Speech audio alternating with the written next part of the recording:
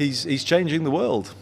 He's gone all the way from Tameside, and he's now changing the world. You know, his messages are revolutionary in their impact. The challenge that he's thrown out about sugar to the food industry, and as I say, you know, he is really making people think differently about what they eat and how they live their life. And he is, through this film and through his other work, is going to change many thousands of lives, millions of lives for the better.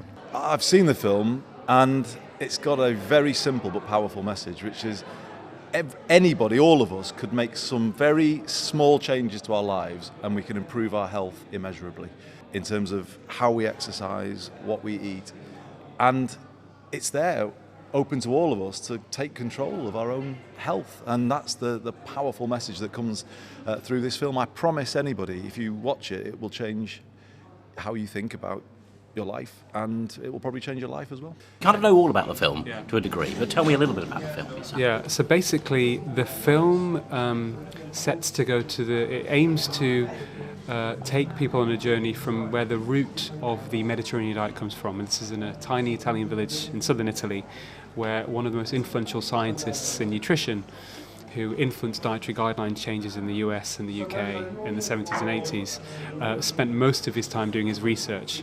And we wanted to find out what were the secrets of this village where people had very low heart disease, very low incidence of cancer, very high longevity, good quality of life, to see what components, what were the kind of clues to how they were living, and how does that fit in with the modern scientific evidence and data around heart disease, diet, lifestyle. Now, for us in Manchester, particularly in Tameside, where obesity will be an issue, how are we going to adopt a Mediterranean lifestyle when it rains just about every other day? Yeah, so I think it's a very good question. I think what we can do is we can take different components, whether it's diet. I mean, what we need to do, all of us, is not just concentrate on one thing, concentrate on everything. If you get a little bit of everything, it's going to have a big difference to your health. So that's the right kind of dietary things, which involves, you know, it doesn't have to be expensive.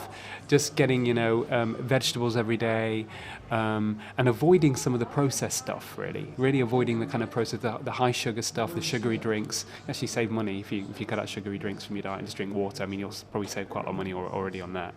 And then it's things like just simple. You don't even have to join a gym. You know, you can get all of the health benefits of exercise just from walking, if you can, for 30 minutes 3 or 4 times a week. And if you can manage that briskly, you're going to be doing a lot of good for your health. You don't have to be counting calories, burning calories on a treadmill. All that's nonsense. It's exercising for health, not weight loss. Then you've got to add in things that, you know, there's no doubt that environment plays a big role.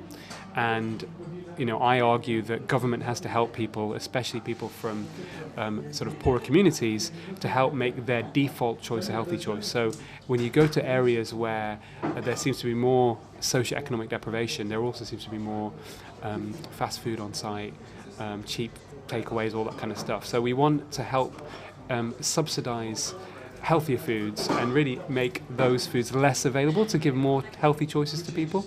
So that only governments can get involved, and local authorities can do something about that.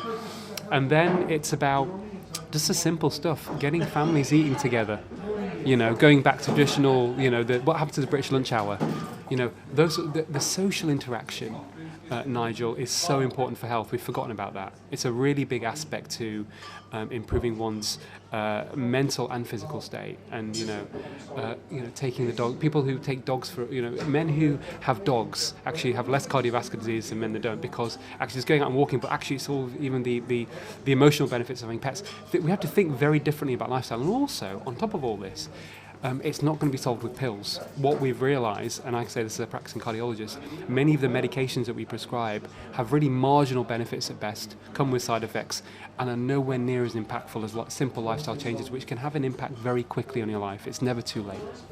I've obviously got to get myself a dog. In terms of the actual film itself, this is the first, well, it's premiering now here in the Northwest in Manchester, really. Tell us a little bit, first of all, where the film started off and who because you're inviting special audiences to see it first. It's not ready for the public, is it? Yeah, so we made this documentary through crowdfunding, so it was actually funded by the public. Funded by the public for the public, to keep it free of commercial influence. So there was no, you know, branding opportunities for any companies, that kind of thing, to try and cut through really to make the science look as independent as possible. Because one of the problems we have is that there are a lot of vested interests that have actually influenced the narrative over many years in a negative way, and it's having an impact on people's health. So we wanted to make it, so we crowdfunded it, and we raised money within a few weeks on social media through something called Kickstarter, and we got the funding for it. And then we made the film in about a year. In terms of the actual filming, the overall filming was about 4 weeks, but then obviously post-production, etc. And then the aim was to then influence policymakers and help individuals. So it's available online, and people can download it for equivalent of £3, if they want, on the bigfatfix.com. But we want to influence policymakers as well. So what we did was we aimed, and we were quite it was great that we got the premiere in British Parliament. So MPs, it was initially hosted by Keith Vaz, and then the European Parliamentary screening. We plan to take it around the world. It's had pickup on BBC World News, on Sky News. It's had good coverage in the media and mainstream media as well. So the message is getting out there. And obviously one of the messages is don't fear fat, because people have feared fat, and actually that's had an adverse effect on our health. And the film, it comes out in the film how that's actually occurred, because we've now had more intake of sugar. Sugar is really the major issue. Okay, and the film shown in New York in America? Yes, it's been shown in New York as well, and and it was covered by the New York Times. So we had, that's obviously got a lot of pickup and coverage, and it's having an impact, having a ripple effect. And I plan to take it around the world. So I plan to take it to Australia, to developing countries, to India.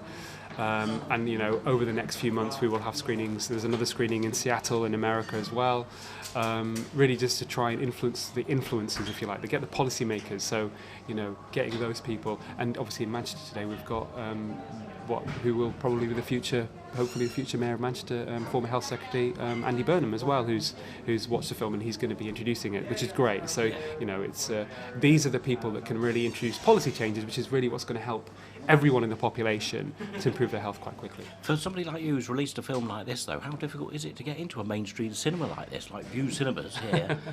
During a short time, but it's Friday evening, it's a popular time. How difficult is it to organise that? Actually, to be honest, I've been quite fortunate because of friends of mine that have helped out and who've seen the film and wanted to. So, both my father and J.S. Bamra, who's chair of North Manchester Mental Health Trust as well. He's the one that he saw it in the British Parliament and was very keen that we bring it to Manchester. Actually, Manchester's my home. This is where I grew up, and I wanted to also have a screening not just for health leaders here but also for family and friends as well. And that's what we wanted to do as well. So there's a little bit of a kind of, how should I put it, more of a for me, more of a personal interest in screening in Manchester more than anywhere else. Okay, and finally, what sort of feedback is the film gathering as it goes around? It's getting very good feedback, actually. So we had many leading doctors who backed it from both the UK and abroad, very well reputed international scientists. The guru of medicine who wrote the medical textbook that I used in my medical finals, Professor Parveen Kumar, the president of the British Medical Association. They've always given it a real thumbs up, if you like, as everybody should watch this film. So that's really it's pleased me, because individuals who've watched it who are not doctors have liked it, and also doctors and medical profession are embracing it. And for me, that's I think that's fantastic. With everybody seems to who have seen it so far feels that it's had an impact. Will there be a sequel? Don't know. I obviously, possibly. But I'm going to carry on campaigning and try and really, my aim, my mission is to improve population health. I think we can do it within a few years, so that we start hearing that the obesity prevalence is going down, type 2 diabetes is going down, and ultimately, Nigel, this isn't just about health, it's about happiness, it's about people's quality of life. And it's all linked together. So if people can improve their health, they're also going to be happier, and they're also going to be more productive economically. I'm a doctor, I care about people's health, but also this will be better for the economy as well.